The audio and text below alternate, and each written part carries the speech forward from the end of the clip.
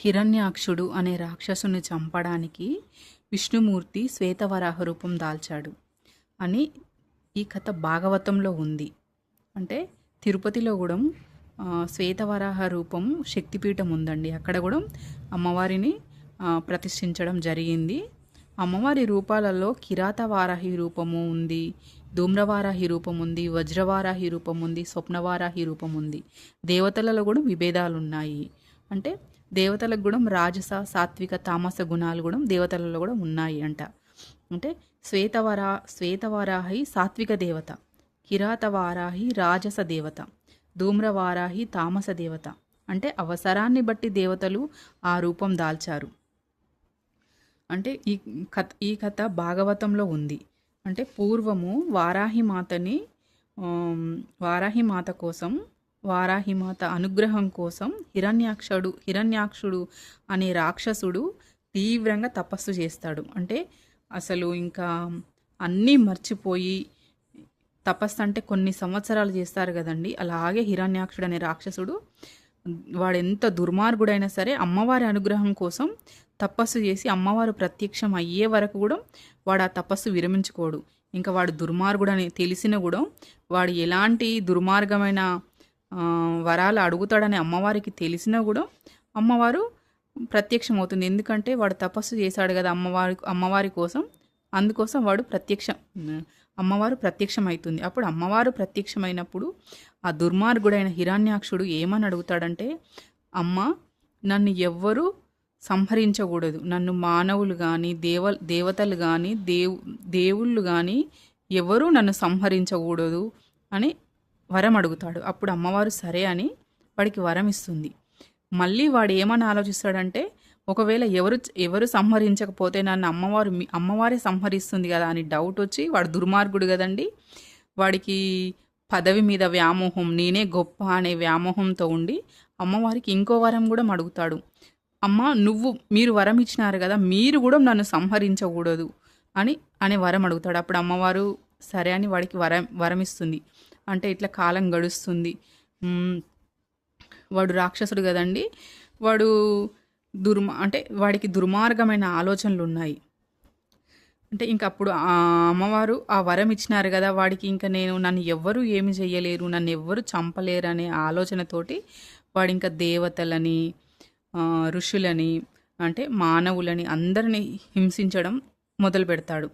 అప్పుడు అంటే వాడిని ఇంకెవ్వరు సంహరించినా కూడా వాడు మళ్ళీ మళ్ళీ పుడుతూనే ఉంటాడు. అంటే అమ్మవారు వరం ఉంది కాబట్టి వాడికి ఏమీ జరగదు. అప్పుడు ఇంకా కొన్ని రోజులు అట్లా గడుస్తుంది. వాడి అఘాయిత్యాలు రోజు రోజుకి ఎక్కువైపోతూనే ఉన్నాయి. అప్పుడు ఇంకా దుర్మార్గులు ఎట్లా అంటే పదవి మీద వ్యామోహంతో ఎట్లా చేస్తారో వాడు కూడా అట్లా చేయడం ఇంకా స్టార్ట్ చేసినాడు. అప్పటి వరకు అమ్మవారు వాడికి నేను వరం ఇచ్చినాను కదా అని అట్లా చూస్తుంటుంది. ఇట్లా అంటే ఇంకా వెయిట్ చేస్తుంది టైం కోసం. అమ్మవారు కూడా వీడిని సంహరించాలని అమ్మవారు కూడా ఎదురు చూస్తుంటారు. కానీ అమ్మవారే వాడికి వరం ఇచ్చినారు కదా, నేనేం చెయ్యలేనని అమ్మవారు అప్పుడు ఇంకా విష్ణుమూర్తి దగ్గరికి వెళ్తుంది. విష్ణుమూర్తితో చెప్తుంది. ఇంకా అప్పుడు వాడి వల్ల ఎంతోమంది చనిపోతారు, వాడి ఎంతో మంది మీద అఘాయిత్యాలు చేయడం, సంహరించడము, ఇబ్బంది పెట్టడం అట్లాంటివన్నీ చేస్తున్నప్పుడు దేవతలను కూడా వాడు వదిలిపెట్టకుండా, దేవతలని, మనుషులని, ఋషులని, మునులని ఎవరిని వదిలిపెట్టకుండా వాడు హింసించడం స్టార్ట్ చేస్తాడు. అప్పుడు దేవతలందరూ కలిసి ఇంకా అమ్మవారి దగ్గరికి వెళ్తారు. అమ్మవారు కూడా విష్ణుమూర్తి దగ్గరికి వెళ్తుంది. అంటే దేవతలందరూ ఒకే దగ్గర ఉంటారు కదండి, అక్కడికి వెళ్తుంది. అప్పుడు అమ్మవారికి అర్థమైపోతుంది, అమ్మవారే కదా వాడికి వరం ఇచ్చింది కాబట్టి నేనేం చేయలేను కదా, నేనే వరం ఇచ్చినాను కదా అనుకుంటుంది అమ్మవారు. కానీ విష్ణుమూర్తి శ్వేతవరాహ రూపం దాల్చి ఆ హిరణ్యాక్షుడిని సంహరిస్తాడు. అప్పుడు తర్వాత ఇంకా అప్పటి నుండి అందరూ సంతోషంగా ఉంటారు. శ్వేతవరాహ రూపం చాలా అద్భుతమైన దేవత. అంటే తిరుపతిలో కూడా శ్వేతవరాహి అమ్మవారిని స్థాపించడం జరిగింది. అమ్మవారు చాలా అందంగా, ఆకర్షణీయంగా ఉంటుందని చాలామంది చెప్తారు. అలాగే అమ్మవారికి ఎవరైనా పూజలు చేస్తే అమ్మవారి అనుగ్రహం పొందిన వాళ్ళు కూడా చాలామంది ఉన్నారండి. ఈసారి తిరుపతికి వెళ్ళినప్పుడు అమ్మవారిని దర్శించుకొని రండి. నేను ఎప్పుడూ వెళ్ళలేదు. నేను వెళ్తే కూడా తప్పకుండా అమ్మవారి దర్శనం చేసుకొనే వస్తాను.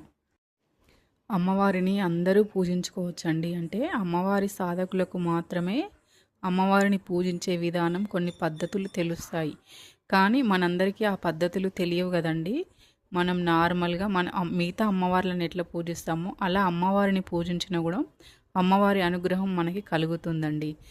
శ్వేతవారహి అమ్మవారు సాత్విక రూపం కాబట్టి అమ్మవారికి ధర్మబద్ధమైన మన బాధలు ఏమైనా చెప్పినా కూడా అమ్మవారు తీరుస్తుందండి.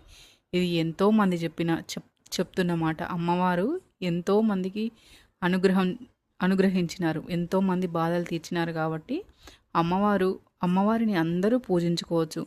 అమ్మవారిని పూజిస్తే ఏదో భయము ఏమో జరుగుతుందనేది అపోహ మాత్రమే. ఏ భయము లేకుండా అమ్మవారికి మొక్కొచ్చు, అమ్మవారి టెంపుల్స్కి వెళ్ళొచ్చు, అమ్మవారికి దర్శనం చేసుకోవచ్చు, అమ్మవారికి మన కోరికలు చెప్పుకోవచ్చు. దానివల్ల మనకి ఏమీ కాదు, అమ్మవారు మనల్ని ఏమీ శిక్షించదు. కాకపోతే అది దుష్టులకు మాత్రమే అమ్మవారు భయంకరంగా ఉంటారు. కానీ మనకు మాత్రం అమ్మ ఏ రూపం దాల్చినా అమ్మే.